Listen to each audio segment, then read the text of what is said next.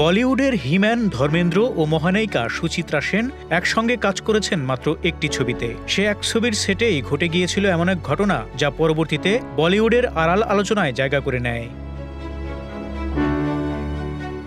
ছবির নাম মমতা। ১৯৬৬ সালে মুক্তি পাওয়া মমতা ছিল অসিত সেন পরিচালিত বাংলা চলচ্চিত্র উত্তর ফাল্গুনীর হিন্দি সংস্করণ। ছবির কাহিনীতে সুচিত্রা সেন ছিলেন দেবযানী নামের এক নারী, যিনি দাম্পত্য জীবনের ব্যর্থতা থেকে বেরিয়ে এসে পান্নাবাই নামের এক বাইজি হিসেবে নতুন পরিচয়ে জীবনের পথ চলা শুরু করেন। ধর্মেন্দ্র সেখানে অভিনয় করেছিলেন দেবযানীর কন্যা সুপর্ণার প্রেমিক ইন্দ্রনীলের চরিত্রে। অন্যদিকে প্রবীণ অভিনেতা অশোক কুমার ছিলেন দেবযানীর প্রণয়ী।